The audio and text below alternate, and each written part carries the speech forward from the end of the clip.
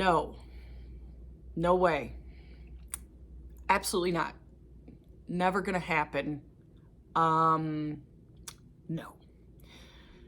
For some people, saying no is really easy. We all know those people that when you go up to them and their first response is gonna be no. But for many people, saying no is super, super uncomfortable and something they avoid at all costs. But here's a little secret to know. If you want to get ahead in your career, you have to be able to say no. It's an art. There's a way to do it. But if you cannot get comfortable with it, it limits your ability to advance in your career. So welcome to the Breaking Ladders podcast video series. My name's Katie Ostrico, and I'm excited that you're here with me today. All right, we're going to talk a little bit about how it feels to you when you have to say no. So close your eyes, unless you're driving or running, and think about the last time you had to say no to something, and not something small, or maybe not something that you would say no to all the time, but maybe did somebody ask you to do something that you felt like you should have said yes, but you couldn't, and you had to say no? How did that feel? Did you struggle to say no even though you knew you had to say no? So open your eyes. So what was that feeling that you got on the inside? Did you feel uncomfortable? Did your stomach get upset? Did you get hot? Did you start to get a headache? This idea of saying no, a lot of times, especially in the workplace, becomes this taboo subject that people emotionally and inside really struggle with. So what makes you say yes when you actually should say no? You don't want to hurt somebody's feelings. It's easier just to go along. It's tradition. It's what's expected. It's part of your job, supposedly, or somebody else isn't doing their job and you're picking up the slack. You said yes before, so you should say yes now. There's typically three things that drive this idea of saying yes when you really shouldn't. It's guilt. It's feeling like you're going to let your team down, or it's being perceived as not being helpful or willing to work with other people. And here's the thing. When you say yes, it's a guarantee, if you only say yes, that you're going to have stress, you're going to be overwhelmed, and that actually could start to impact your well-being and your health. And there's an option to think about, how do you strategically say no in the workplace? Because saying no could give you time to do something that's more important.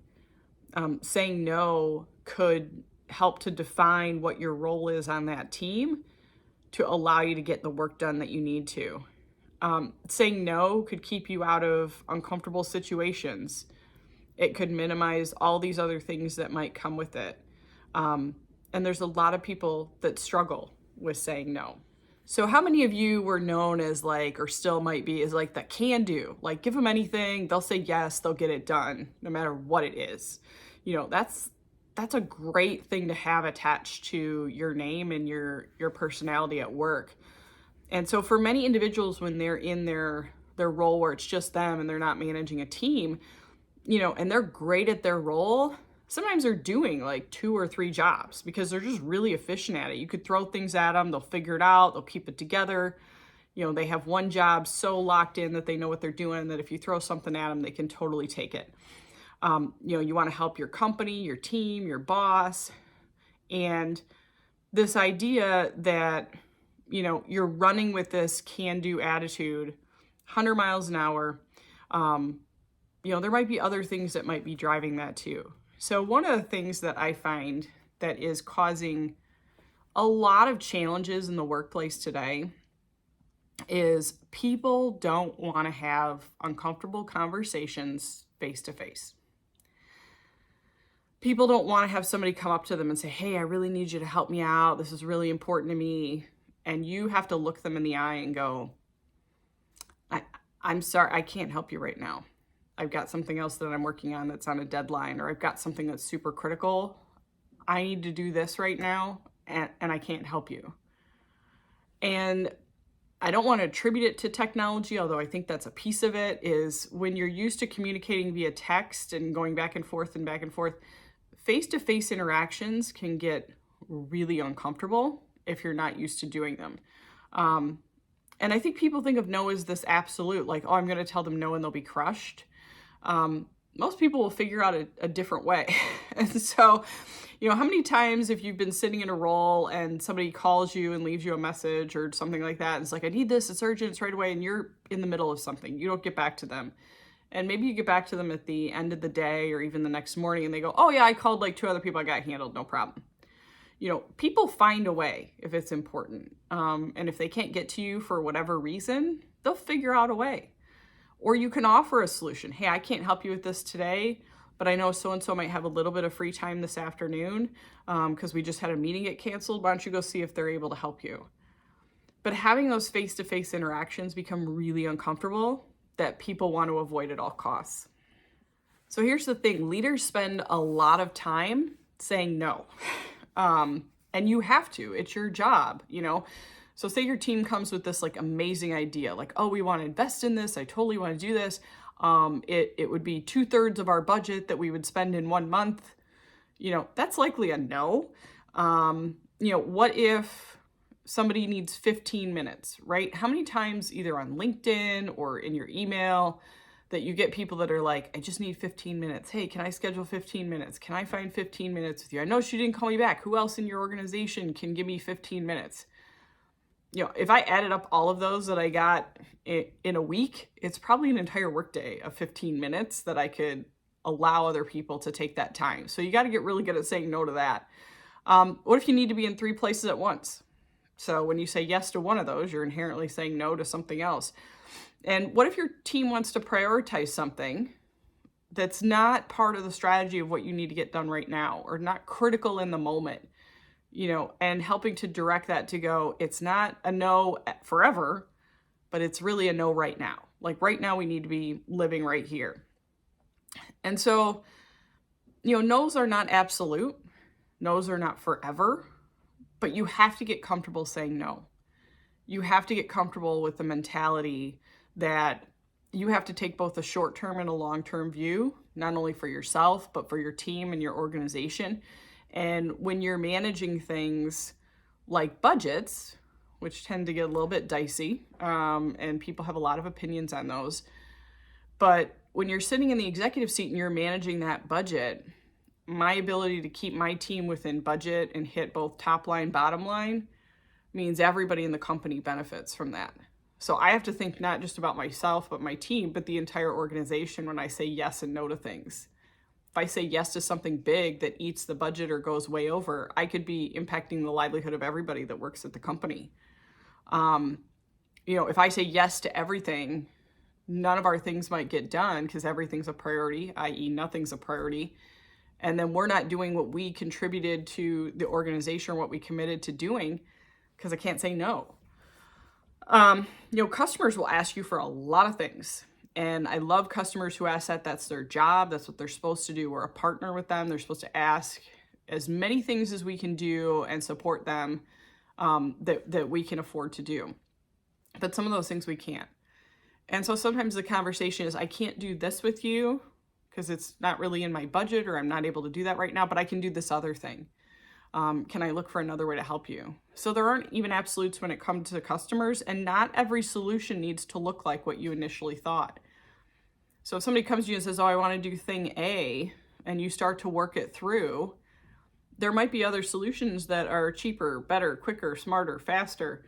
And by working through that initial, I don't think that's going to fit with what we need to do, you might actually find a better solution.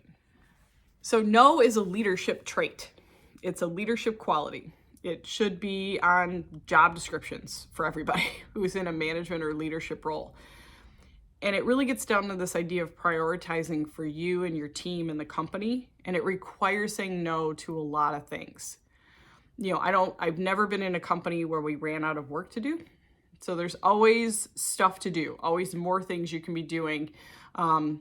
And so your ability to take that and simplify it down and say, these are the things I know we could work on, all these things, these are the things we're going to work on. And when you're an individual contributor, sometimes it's harder to say no, or you don't know where that line falls. And so how do you start to work through that? And it really comes down to when you're in that seat and you don't have a team, how do you prioritize your time? You know, I talk a lot with my sales team about their time. And one of the things my sales director says is, do you control your schedule or does somebody else? And I think that's a miss sometimes for people, is they don't realize how much control they have over their schedule in certain roles. And so your ability to get things done really comes down to your ability to prioritize your day, your time, your projects. So do you know how to prioritize the things that are the most important? Are you able to chunk time to get those done and say no to other things because you know you need to get those priorities done? And if you're not sure, you should be able to ask your manager or your boss, hey, I've got these 3 priorities that are all coming at me. They all feel like they fit with the strategy. They're all things that seem critical. You know, how do you view them? What's my most important? And good teams wrestle through those things. And in your individual role, you'll wrestle through that. In a leadership role, it's in the flip side. So you'll have team coming to you going, hey, I've got these 3 things. What do you think is the most critical? And you've got to be able to prioritize and say yes to the things that are important, but more importantly, to say no to the things that aren't.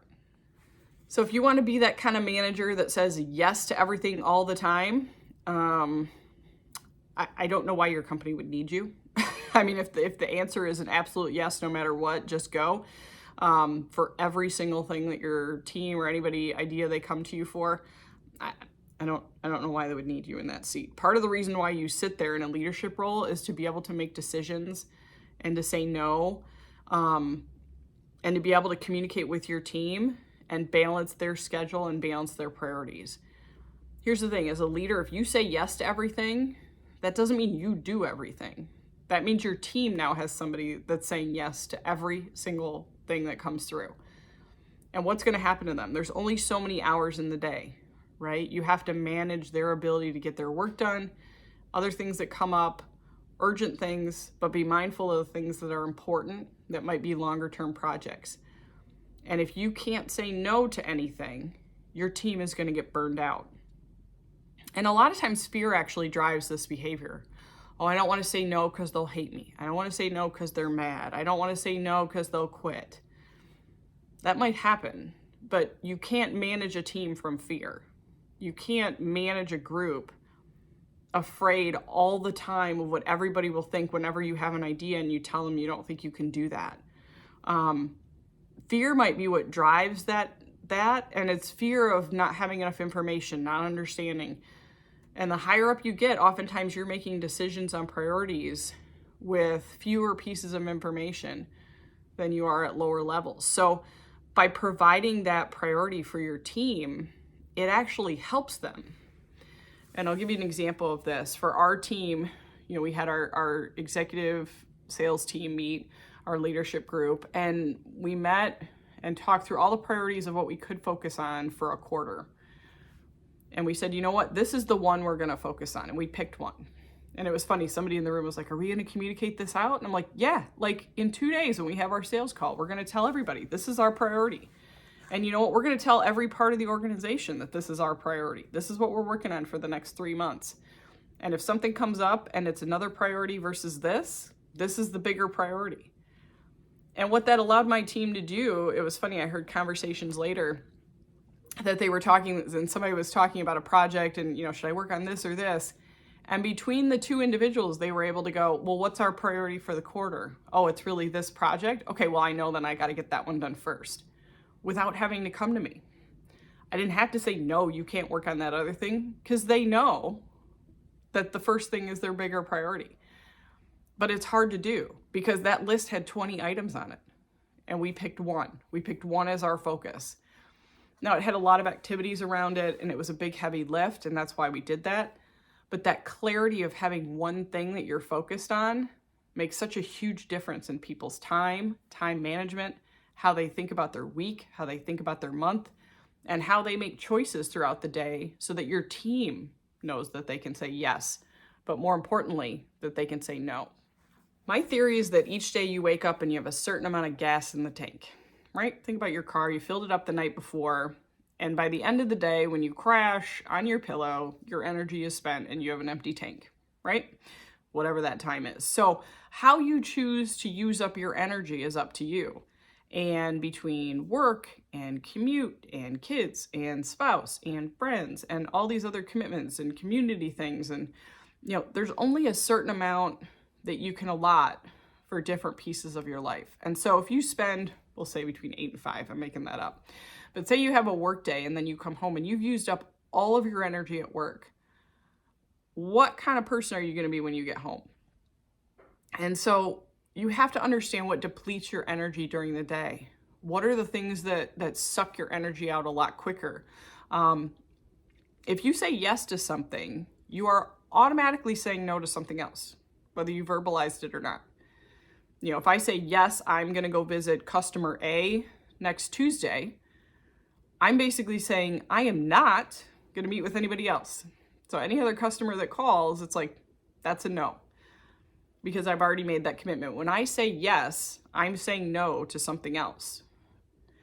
But here's the thing. Sometimes you've got to say yes to certain things that build up your energy. If I say yes to going to the gym after work, I might be home a little bit later for dinner. If I say yes to attend a school function for my kid, I'm saying no, I might not be able to make that meeting. If I say yes to dinner with my spouse, I might be saying no to, late working emails, which I'm sure everybody would trade that in a heartbeat. But if I say yes to a 12-hour workday, I might be saying no to my family.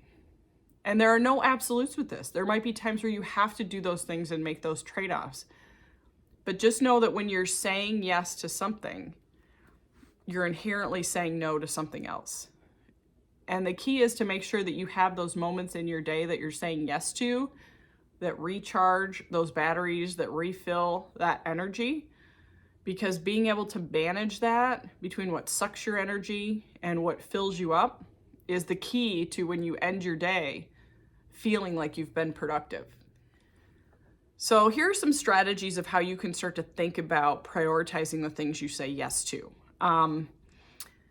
Well, the higher up you get, the more your yeses have to be linked to big corporate things, not necessarily individual things. But I just want you to think about this and be mindful of how you might start to connect what you're doing to corporate metrics or the way that your executive team is thinking. So one thing is you want to make sure that you're working on as many things as possible that link to an important corporate metric: sales, profit, budget, cost, time to develop things, the things that make you a better ROI, a better ROA. What are the metrics of your business? PAT, EBITDA, any of those metrics that start to get to sales, profit, cost, the things that drive your organization and make it successful. If you're working on too many things that aren't connected to any of that, I would ask why, first of all. Second thing is you've got to prioritize things that are right for customers. And we like to talk about customers as internal and external. So I have internal groups within the organization that are customers of mine, and I have external customers. Does it tie to the strategy of the team? Does it tie to the corporate strategy? Am I supporting them to support a bigger initiative? And then the other thing is, do I have capacity to take this on? Now, people that don't understand how to scope out their work, don't understand how long things take, don't understand time management, never know if they have capacity or not. They might think that they do, or they might think that they're overwhelmed because they're working on things that are not critical to the business, don't tie to key metrics, don't tie to things that are important to leadership, don't tie to a strategy, and they have no time to work on the things that are critical. So one of the things that I do with my team is we do like a 2x2 chart, where if they're starting to get stressed out or they feel like they have too many things, you put urgent at the top, not urgent at the bottom, important at the right, not important at the left. And what you want to do is you want to be working on things that are important, both urgent and non-urgent, because the reality is you're going to have things that pop up. But if you only deal with things that are urgent, you don't actually measure whether those are important or not, you might get sucked into work that's not important. And I always ask my team, if you're working on something that's not urgent and not important, we got to talk about that. Because the question is, why are you even spending time on it? And if you give people those structures to manage their day and their priorities and know that they can't take everything on and that you'll work with them to be able to say no and help them understand how to do that as a leader, you're going to minimize burnout. You're going to allow them to come in each day and work on things that are productive. they'll know that it contributes to the greater good of the organization. And that helps them long term so that they start to have confidence themselves to be able to say yes to things or no. So here's my challenge to you for the next month. So maybe pick like 5 things in the next 30 days that are like absolute yeses for you. Things that build up your energy, things that get you going, things that you are not going to move or change unless you have like some like insane family emergency. But these are your sacred things for the month. Make sure that they combine personal and professional. So, if you want to do 3 dates with your significant other this month, or you want to have movie night with your kid this month, in addition to you want to work on these 2 or 3 things at work. And once you've identified those, maybe pick a couple of them that are work related, like 3 or 4 that are work related. And then I want you to write them down. I want you to socialize those with your boss. So go to your boss and say, hey, these are what I think my priorities are for the next month, and see if he or she confirms that they agree, right? You're communicating that because they might change something. They might say, oh, I need this on there so I can take this off. Quite honestly, if you have a boss that tells you everything's a priority, they're not helping you at all. So make sure that you have that dialogue of like, hey, I only have so many days in the month, so much time. I want to make sure I'm getting the things done that you need. What are your top 3? And then pin them up in your office and make them visible to your peers. And so when something comes at you, you can reference that. You can say, well, it's not one of those 3, but does it relate to those 3? Does it support what I'm working on? Is it a priority for me? And you start to have the conversation in your day of like, I can't get to that now. I might be able to get to that later if I'm able to get these things done sooner, but my priorities for the month are really these 3 things. Don't go to a meeting if it doesn't have an agenda, or you don't need to be there. Like, that's the biggest time suck. Don't get sucked into some like weird group discussion about somebody who doesn't work there anymore, and it becomes like this huge gossip session for 2 hours, and then you're like, what happened to my day? Those are super fun every once in a while, but not healthy long term. So think about those little things that take your attention and your time away. And so at the end of the month, are you able to get those 3 things done? And think about what that looks like. So you met with your boss, beginning of the month, you go, this is my priorities, I'm working on these 3 things. End of the month, you meet with that person and go, hey, those 3 things I said I would do, got those done, here they are. These are what I think my next 3 things are, and I'm ready to roll. And the reason why that's super important, if you really want to get into leadership, is because that's exactly what it looks like at the executive level. Your boss will come to you, who's usually top of the food chain running the organization, going, okay, what are you focused on for the month? You have to figure out what that is. Nobody tells you. You have to figure out what that is relative to the strategy and everything else you're working on. You have to be able to communicate it. And then when you get together a month later with your executive team and you go, hey, you said you were going to get these 3 things done. How'd you do? You go, yep, got these 3 done, or I got 2 out of 3 done, and this one we're going to wrap up next week, or this one we had to cancel and we decided not to do for these reasons. But if you're able as an individual to identify your priorities, work your priorities, they're important to your boss, they're important to your team, they're important to the organization, and you consistently get them done, that actually is one of the things that can move you to that next level. So 80% of employees say that they're stressed out. I've no idea who these other 20 are. If you're like 20% that are never stressed, please give me a call and let me know how that goes. Stress happens at every level. So I think it's naive for people at the executive level to go, oh, nobody has stress but us. Everybody has stress. It's different stakes. It's different levels of stress. It's different types of stresses, but everybody has some degree of stress. I will share with you at the executive level, the stress is a different type of stress because the decisions you're making are bigger. The stress can be all-consuming, especially if you make a decision and it's wrong. And so I have friends in leadership roles and running their companies, or like COOs or directors at big organizations. And so we'll do lunch, we'll do dinner, and we'll talk work. So we'll go to work all day, and then we'll go have drinks after 5, and from 5 to 9, we'll talk about work with each other. And we do that because we're trying to figure out puzzle pieces that don't have answers. We're trying to find people that have walked in similar shoes. I'm struggling to hire people. Oh my gosh, we were struggling to hire people too. This is what we did. Okay, how did that work? It's this dialogue because none of the decisions are clear. None of the answers are clear. None of the questions are clear half the time. Now, here's the thing. At the executive level, that happens a lot because your problems don't get solved at 5 p.m. Your problems are not things that you can typically leave at work because what you're wrestling with typically involves a lot of people. It involves big decisions. It involves a lot of impact that could touch a lot of different things. And so what you're wrestling with happens all the time. Like you're always thinking about it. And it is 100% great if you don't want to do that. My husband does not do that. He comes home when his workday is done and he is done.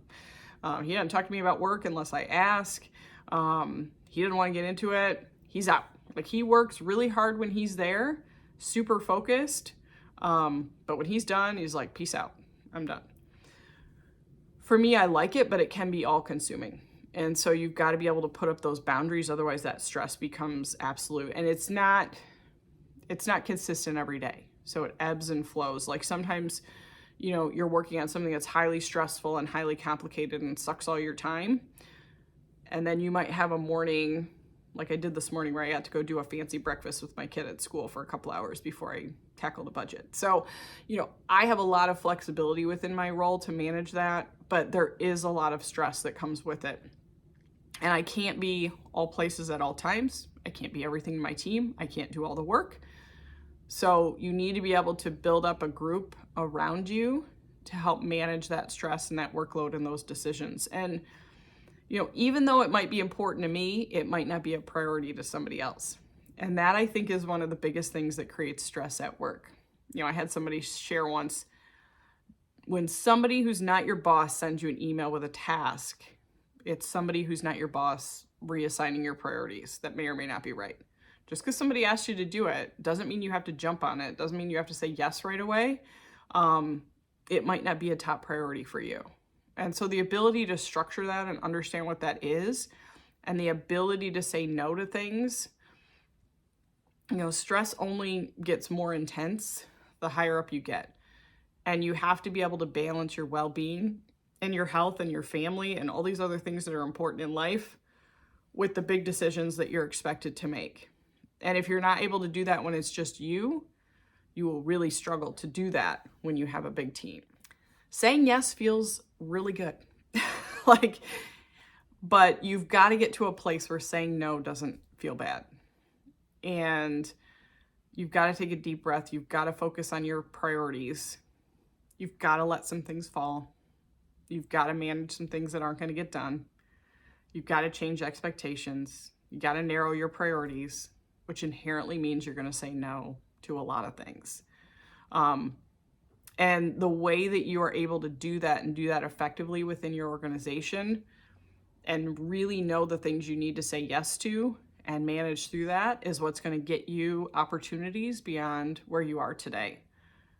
So I'd love to hear what you think about this. How do you feel when you say no? What are you struggling with when it comes to this idea of saying yes and saying no to things? Reach out on Facebook, Instagram, LinkedIn, Breaking Ladders. You can connect with me there. I've got a Gmail at breakingladders2@gmail.com. Leadership requires this idea of being comfortable to say no. And before you step in that role, I want to give you strategies like this that help you get comfortable. And I'd love to know if you have a scenario where you say no, mapped out your priorities, you know what you're doing, you've got time, somebody comes up to you and you say no, how you start to get more comfortable with that. How did that feel that first time? Thanks for engaging, and I can't wait to chat with you again soon.